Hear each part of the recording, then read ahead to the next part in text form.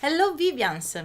La settimana scorsa è andata in onda su Canale 5 la nuova miniserie Sissi e io l'ho trovata esilarante. Perciò ho deciso di condividere con voi tutto quello che per me c'è di improbabile in questa serie. Se ancora non l'avete vista e non volete assolutamente che vi spoileri questo capolavoro, non proseguite con il video. Ma se invece l'avete già vista o volete prepararvi psicologicamente, partiamo con i particolari piccanti. La prima puntata inizia con Sissi che si masturba.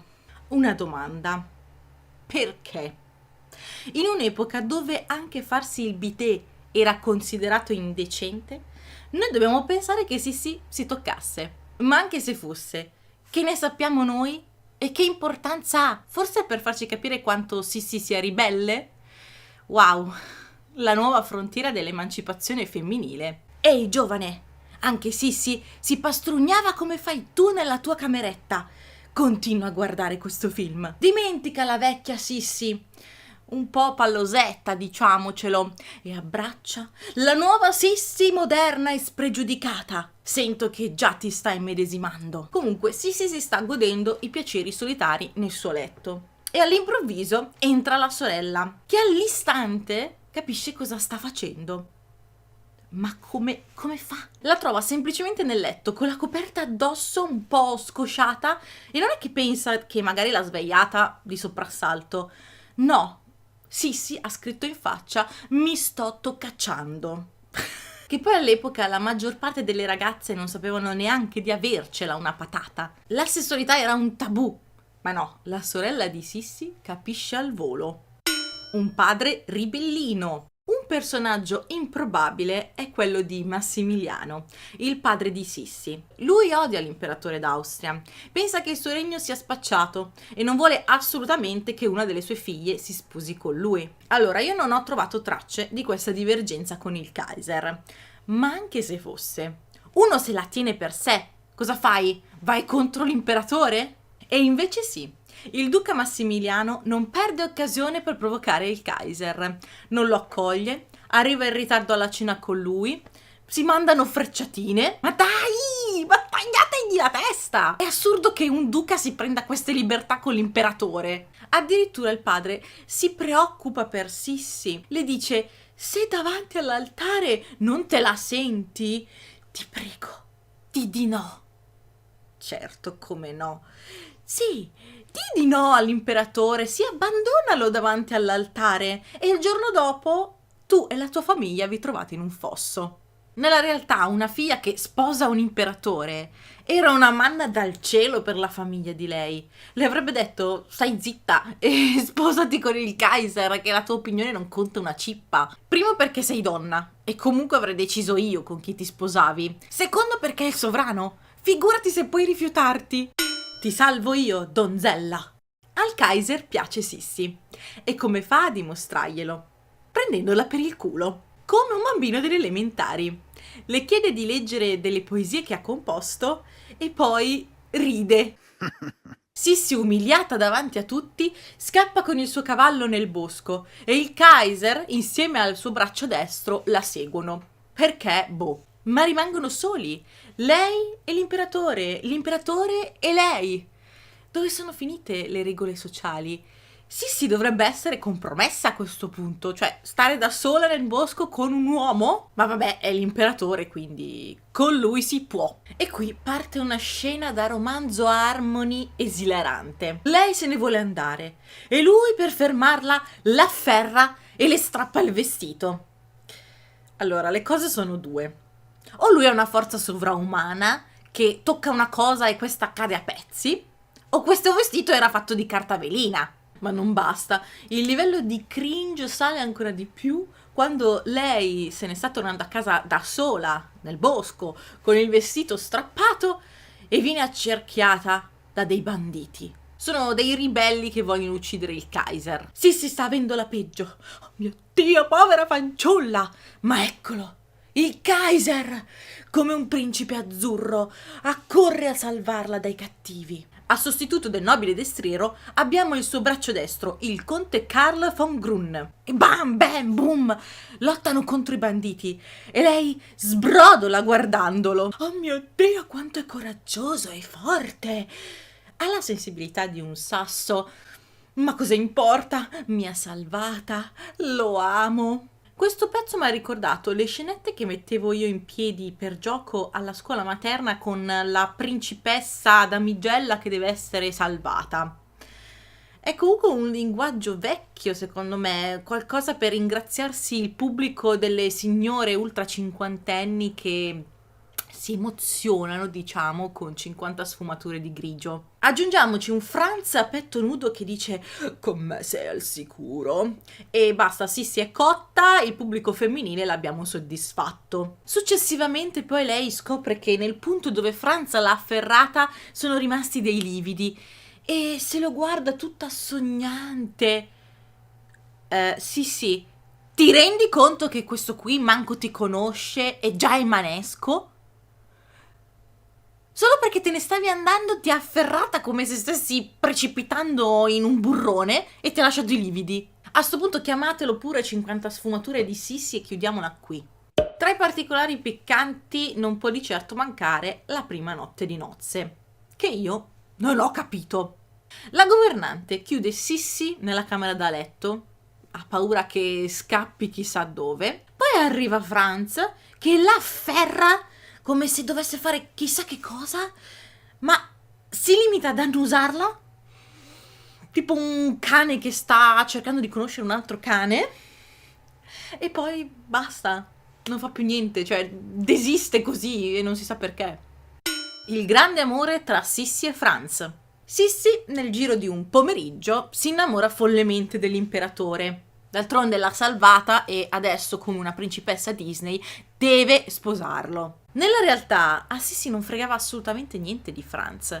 Era lui che era rimasto folgorato da lei e l'aveva preferita la sorella Elena. Tutto il grande amore sul quale questa serie è costruita non è mai esistito. Sissi all'inizio non era innamorata dell'imperatore e probabilmente non lo è mai stata. Ma non poteva di certo rifiutarsi di sposarlo, perché lui era l'imperatore. Qui invece Sissi si rende addirittura ridicola sgomitando per entrare al ballo di fidanzamento del Kaiser e mostrarsi con il suo vestito cellophane preso dall'arciduchessa Sofia. Ma parliamo appunto dei vestiti, dove il poliestere regna sovrano. Per me i peggiori sono stati quello di Sissi al ballo e quello dell'arciduchessa Sofia sempre al ballo. Sembravano la versione di Wish dei vestiti dell'epoca. Effetto lucido tipo carta stagnola cellophane. In generale neanche gli altri mi hanno convinto molto, come quello nero che indossa Sissi. Era molto poco strutturato per essere un vestito dell'Ottocento. Sembra uno di quei vestiti che potremmo comprare noi adesso online e non pagarlo neanche tantissimo. Ma la cosa più incredibile è che delle nobili si portino soltanto 2 abiti a corte. Sissi, Elena e la madre Ludovica si presentano al tè con l'imperatore con lo stesso abito del viaggio. Sissi si presenta al compleanno del cugino imperatore con un abito nero senza che abbia subito un vero lutto. Cioè una cosa impensabile per quell'epoca. La madre gli nasconde l'unico abito di ricambio che aveva e lei, se non fosse perché l'abito nero che ha indosso è strappato, andrebbe con quello al ballo. No. I peccati dell'imperatore. Ok, ai tempi era molto comune che gli uomini avessero delle amanti, nobili o plebei che fossero. Quindi non ci stupiamo se il Kaiser avesse qualche ospite nelle sue stanze. Ma qui l'imperatore si infila nei bordelli come un qualsiasi plebeo. Però la pappona viene informata che il Kaiser ha dei gusti raffinati. Qualunque cosa voglia dire. Non lo so, vuole prendere un tè con lei prima di accoppiarsi? Gusti sulle malattie venere? No, la sifilide no, magari la gonorrea. Ne ha una con ancora tutti i denti? Se avevi gusti raffinati non andavi in un bordello. Almeno la fa visitare prima di andarci. Forse Sissi non si prenderà le piattole, almeno per stavolta. Comunque bella figura con il popolo, l'imperatore che si mostra come un qualsiasi plebeo che va a prostitute in un'epoca dove si dava una grandissima importanza alle apparenze e al decoro, che poi tra l'altro questo si espone ai nemici ogni 2x3. Una prostituta potrebbe tagliargli la gola in qualsiasi momento e ciaone! La prostituta di compagnia. Sissi scopre il passatempo preferito del sovrano e reagisce come avrebbe fatto qualsiasi nobildonna, recandosi al bordello per imparare i segreti delle prostitute. Tralasciamo il fatto che ce l'hanno presentata come una ragazza ingenua e romantica e non rimane neanche delusa dal comportamento dell'amato Franz. Ma a parte questo, è impazzita? Una nobildonna che si fa i giretti al bordello? Nella realtà, se qualcuno l'avesse vista e avesse fatto la spia, poteva dire addio alla sua rispettabilità e al matrimonio con il Kaiser. E poi si preoccupa di soddisfare il marito? A quei tempi una donna doveva soltanto concedersi e procreare. Anzi, se partecipava troppo all'atto, il marito poteva considerarla lasciva e paragonarla a una zoppa. Le amanti e le prostitute davano piacere agli uomini, le mogli davano figli. E che dire dell'accenno lesbo tra Sissi e la prostituta del Kaiser, Fanny? Tanto per stuzzicare la fantasia del pubblico che si stava annoiando e dire questo film è moderno, Sissi è ribelle. Però solo un accenno, non esageriamo, che poi si scandalizzano. Io spero che si siano almeno ispirati alla diceria che voleva Sissi omosessuale perché collezionava i ritratti di belle donne. Ma non si fa nessun accenno, quindi ahimè... penso che semplicemente l'abbiano buttata lì. Ma per la serie non c'è mai fine al cringe. Sissi deve scegliere una nobildonna che le faccia da dama di compagnia o cameriera personale, una delle due. Le nobili candidate non le piacciono, le sembrano troppo servili.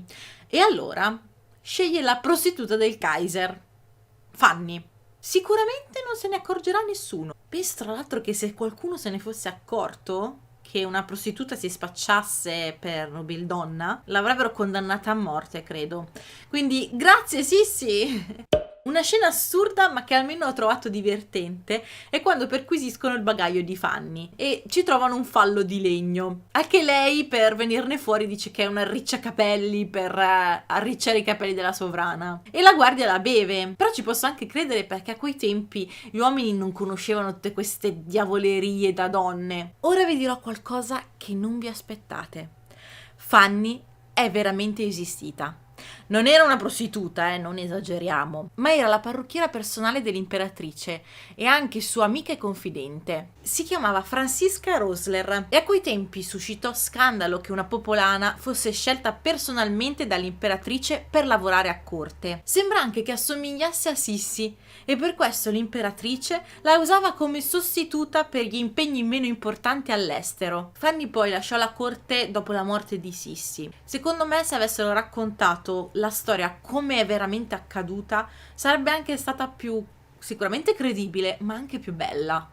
La parata della vergogna. Franz sta decorando dei soldati durante una parata di vittoria e uno di loro ha l'ardire di fissarlo negli occhi. La passa liscia e addirittura poco dopo fa cadere a terra la medaglia che gli ha dato il Kaiser. Insomma, questo qui le vuole proprio prendere. E l'imperatore, come ha intenzione di punirlo? Gli sta per mollare un ceffone. E il conte, il suo braccio destro, cosa fa? Gli ferma la mano e gli dice non fatelo. Ma che cavolo sta facendo questo film? Primo, fermi la mano all'imperatore. Cioè ti ergi sopra di lui e gli dici cosa fare o non fare? Difendendo tra l'altro un soldato che si sta praticamente ribellando all'imperatore e tra 2 minuti potrebbe tirar fuori un coltello e sbudellarlo. Ma poi da cosa lo difende? Da un ceffone? Manco lo stesse per uccidere. Se fosse stato vero, quel soldato era già morto. Invece verrà punito a ammazzate più tardi. Perché il ceffone del Kaiser no, ma picchiato a sangue dagli altri sì. Forse non era degno. Ma aspettate, perché sta arrivando la scena secondo me più bella di questa particina di film. Il conte braccio destro viene punito passando per un corridoio di soldati che lo devono bacchettare, frustacchiare sulla schiena. In quel momento compare Sissi a cavallo che eroicamente urla no, cosa state facendo? Ma scherzi, Sissi? Stai mettendo in dubbio l'operato di tuo marito imperatore davanti ai suoi uomini? Al massimo glielo chiedi dopo cosa ha combinato quello lì? Ma poi perché si dispera? Perché un soldato, seppur uno di quelli importanti, viene frustato? Queste erano cose all'ordine del giorno, anzi erano abituati a ben altro. Una brava imperatrice. Nella realtà Sissi è sempre stata refrattaria all'etichetta e ai doveri di corte. È stata un'imperatrice disinteressata e assente. Qui invece fa di tutto per rispettare il cerimoniale e partecipare agli eventi. Nonostante si senta poco bene, non se ne perde uno. E non solo, Sissi si occupa tantissimo di politica. Guida il marito che invece sembra debole, iroso e facilmente influenzabile. Per me hanno esagerato con la rilevanza politica che poteva avere la moglie di un imperatore. Va bene mediare, influenzare il marito in privato, ma qui si mette a negoziare con Napoleone durante un consiglio di guerra. Fa intervenire pure la moglie di Napoleone per convincerli a fare la pace, come due mamme che dicono ai propri figli dai su bacino e pace fatta. E sì, poi ottiene molti più risultati del marito. Lei dice 2 parole di ungherese, regala 4 caramelle ai bambini e così ferma le guerre, stringe alleanze tra i popoli, e il popolo non vuole più uccidere il Kaiser. Ma chi se ne frega di ottenere il Parlamento e la Costituzione? Noi abbiamo Sissi e le sue gentilezze. Ma c'è una scena troppo divertente adesso. Sissi è in carrozza, si sta avvicinando al castello, ma il popolo assale questa carrozza e la sballottolano. Lei esce incinta e il popolo rimane estasiato. La afferrano delicatamente, se la fanno passare sulle mani, tipo rockstar che si butta sul pubblico. Che poi le guardie dove sono? No, deve arrivare Franz a bloccare la situazione. Tutto questo amore del popolo per Sissi, devo dire che è un po' troppo enfatizzato, ma non soltanto in questa serie, lo è da tantissimo tempo, proprio dalla tradizione austriaca. È stato così anche con la trilogia di Romy Schneider. È vero che tutti accorrevano a vedere Sissi, ma più che altro perché la sua bellezza era considerata leggendaria. In Italia, ad esempio, non era per niente gradita, come non era gradito l'imperatore austriaco. In Austria, insomma, essendo comunque un'imperatrice piuttosto assente che si defilava dagli impegni, non è che fosse proprio così decantata. In Ungheria invece devo dire che era abbastanza amata, anche perché lei stessa amava il popolo ungherese.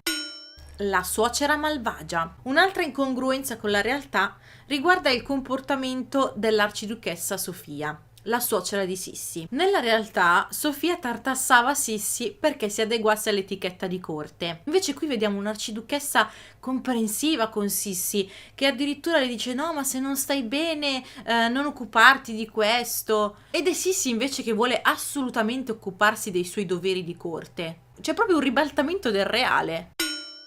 In conclusione, devo dire che ho trovato questa serie deludente. Ci sono incongruenze importanti con la realtà dei personaggi e del contesto storico. Per poterlo apprezzare un minimo, bisognerebbe dimenticarsi che si sta parlando di Sissi e Franz e guardarlo in un modo leggero, come si guarderebbe uno di quei film d'amore che fanno vedere in estate al pomeriggio. In questa prima stagione poi non si sono occupati della salute mentale e fisica di Sissi, non hanno parlato neanche dell'anoressia, però penso che lo faranno nella seconda stagione, perché Sissi ha avuto un declino importante dopo la morte della primogenita. Hanno cercato di rendere la serie più accattivante sull'onda dei costume drama come The Great, Bridgerton, The Crown, ma aggiungendo dei particolari piccanti in un modo ridicolo. Alla fine veramente hanno ridicolizzato i personaggi. Hanno puntato tutto sulla storia d'amore tra Sissi e Franz, ma tralasciando la corrispondenza col reale. Loro si innamorano dal nulla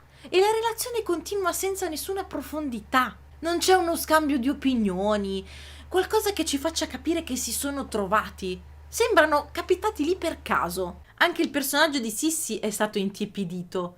Da donna ribelle, tormentata, affascinante, instabile, È diventata una brava moglie, una brava imperatrice, anche una brava madre, quando nella realtà era carente in questi ruoli. Non amava il marito, non amava fare l'imperatrice e si è occupata anche poco dei figli, tranne l'ultimogenita. Il vero tormentato qui sembra l'imperatore Franz e Sissi gli fa da stampella. Se vi è piaciuto il video lasciate un mi piace e fatemi sapere con un commento cosa pensate di questa serie. Vi è piaciuta o non vi è piaciuta? Se vi piacciono le magliette come queste le trovate su Pumpling e con il mio codice VVEveryday, tutto maiuscolo e attaccato, avrete delle calze gratis. Per rimanere in contatto con me seguitemi su Instagram dove pubblico anche foto del passato. Ciao!